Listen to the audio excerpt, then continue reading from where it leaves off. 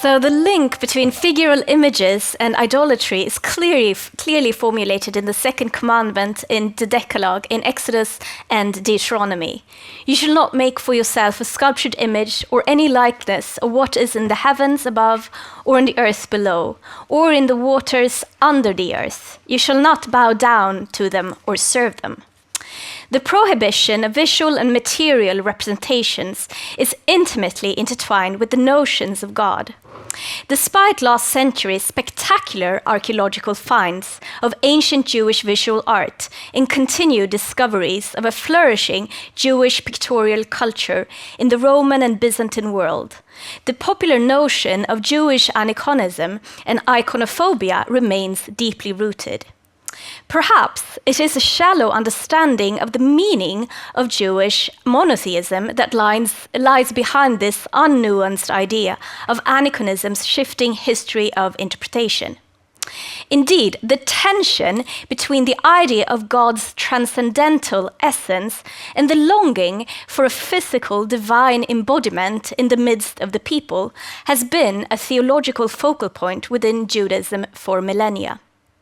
A key to understand the different Jewish attitudes towards visual art is thus to unpack the concepts of both aniconism and monotheism and tangle out their interdependence. It is in the complex plurality of monotheism that we can get a glimpse of the faces of God as imagined in Jewish antiquity. Tryggve Mettinger, a Hebrew Bible professor from Lund University, has been essential in challenging the previous scholarly understanding of the aniconic tradition as a unique Israelite phenomenon. Mettinger explored Israelite aniconism in the light of comparative material from the ancient Near East. With the term aniconism, Mettinger refers to cultures where there is no iconic, mainly anthropomorphic or theriomorphic, representation of God as a central cult symbol and object of sacrifice or worship. Aniconic cultures have a symbol of God in the form of a lightly worked standing stone or in the form of the empty throne in the Temple of Jerusalem. This kind of aniconic worship featured a tolerant, undogmatic lack of images and was a conventional practice and religious habitus in the West Semitic cultures. Mettinger called it de facto aniconism and distinguished it from the later programmatic prohibition of images that was indeed unique to Israel. Programmatic aniconism is a political ideology with explicit iconoclastic and iconophobic attitudes. And we can see the two quotes here, that we have de facto aniconism in the Jacob Stone story, and we have the programmatic ideological aniconism in the quote from Deuteronomy. Another important key to understanding the shifting theology of aniconism is the heterogenic and plural composition of the various sources of the Torah and the Hebrew Bible. The texts are redacted and joined into a unity, but are stemming from different eras with different political and theological claims. Even though scholars continuously suggest different models to explain the origins and composition of the Torah, it is today common to refer to the Yahwist, Elohist source, the Deuteronomist, and the priestly sources. By identifying the theological programs and historical context of these various sources, biblical scholars can more easily grasp the perceptions that prevailed about aniconism in relation to monotheism. The various names for God that are used may give clues to which source is behind a certain text, and which image of God that particular source represents. The designation YHWH Ṣebaৎot, these are just a few of the divine names in the Hebrew Bible. So the first definition, Adonai Ṣebaৎot, the Lord of hosts. It is a divine name that indicates a royal divine figure whose invisible presence rules from the empty throne in the first temple. According to Mettinger, this throne is an example of the empty space aniconism, a space where the god is perceived to be positioned, manifesting his invisible presence in the temple. The Ṣebaʻot theology is aniconic, but it is anthropomorphic, as it envisions God as a king enthroned in his temple. When the first temple in Jerusalem was destroyed under the Babylonian siege in 586 BCE, the idea of the presence of God in the temple stirred up a cognitive dissonance that was handled through the introduction of new divine names reflecting other theologies.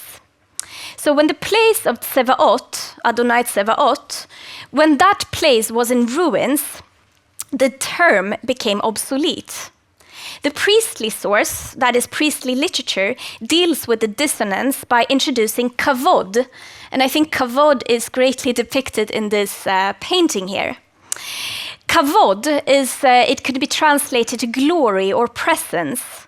The divine body is different from the human body, and it is surrounded by a bright light, like an intensively burning fire.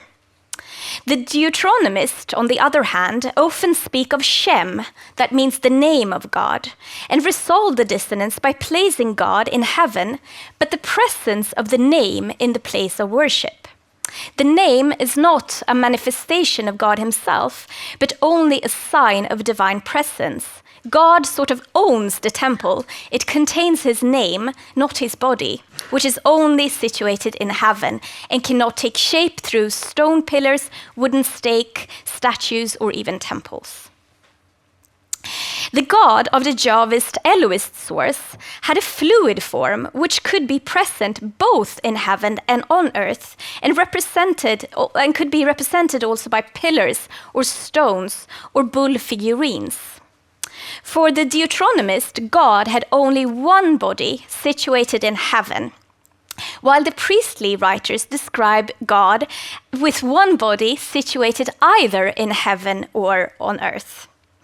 So the Deuteronomic and priestly writers strongly condemn the idea that God could be present and represented by many bodies on earth in various places of worship. Although there is a disagreement about the dating of the various sources, many scholars place the historical, ideological roots of aniconism at the origins of the Israelite religion, while the major shift towards a programmatic and ideologic aniconism is placed shortly before the Babylonian exile, that is 587-86 BCE. This development can be understood in light of King Josiah's religious reform, which led to the centralization of the cult to the temple in Jerusalem, and the strengthening of the royal mandate.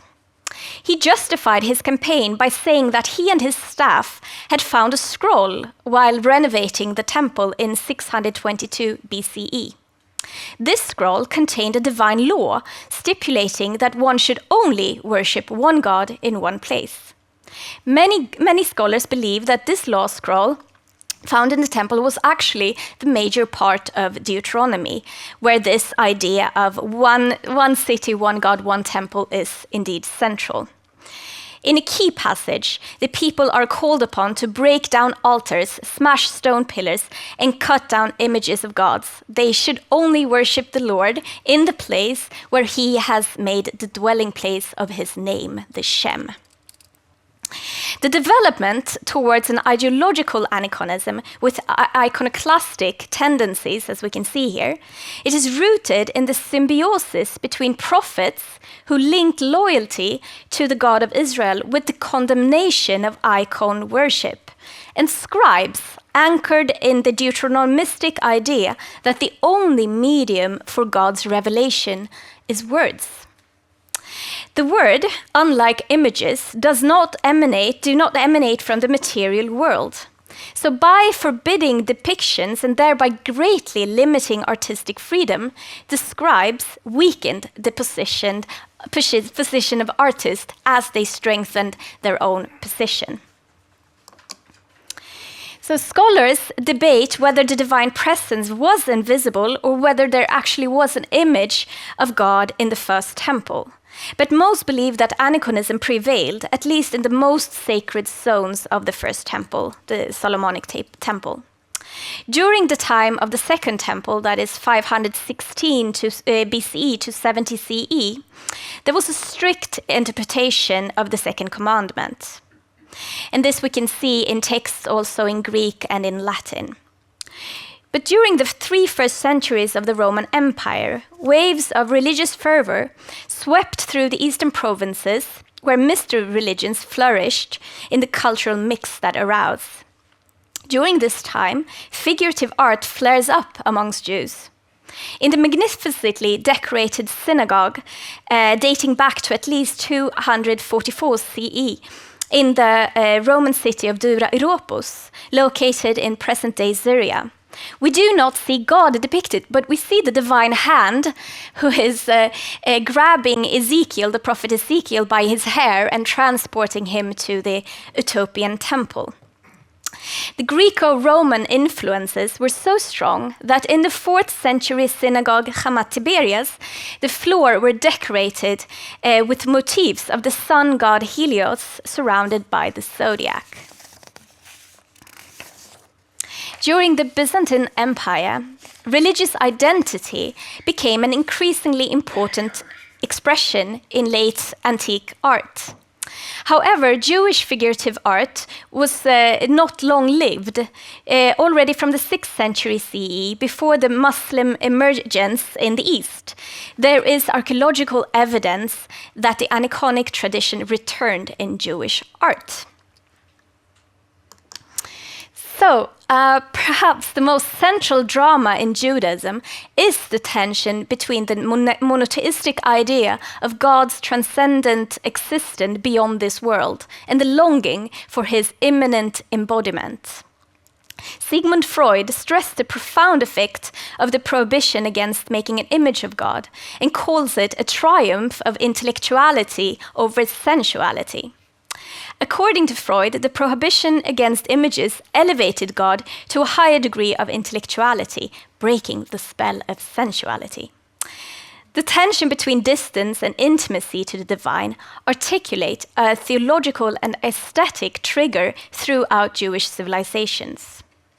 The Swedish psychoanalyst Ludwig Igra described this tension as a painful source of creativity, and in this case he speaks about the idol worship of the golden calf. According to the Jewish tradition of thought, the gap between God and man can never be completely bridged. Creation is unconditionally separate from its creator.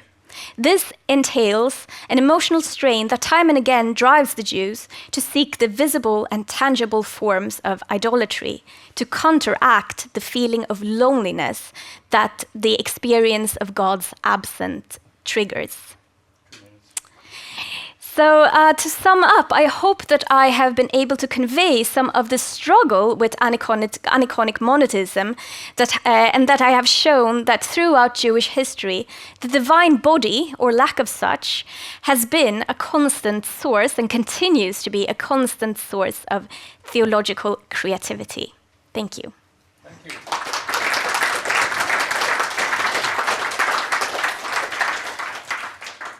But why is it so dangerous to imagine God, to be able to worship God?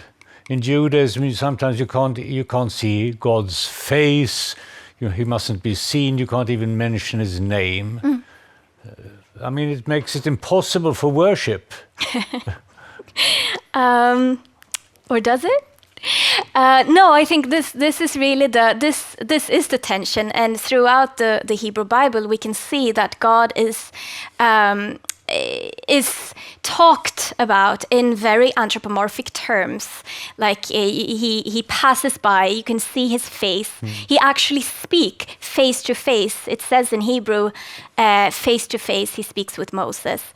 So I guess that tension and the sort of theological ingenuity it takes to bridge that gap between this invisible, impossibly invisible God and the praxis of worship is sort of a very strong source within Judaism and has been. And also you mentioned that not to be able to mention his name, the tetragrammaton, the Yud He Vav He, the 4 Hebrew letters. I mean, since the exile in Babylonia, that name has only been said once a year on Yom Kippur by the high priest in the Holy of the Holiest in the temple. So sort of that mystery, that constant veil, concealing God's face and his figure is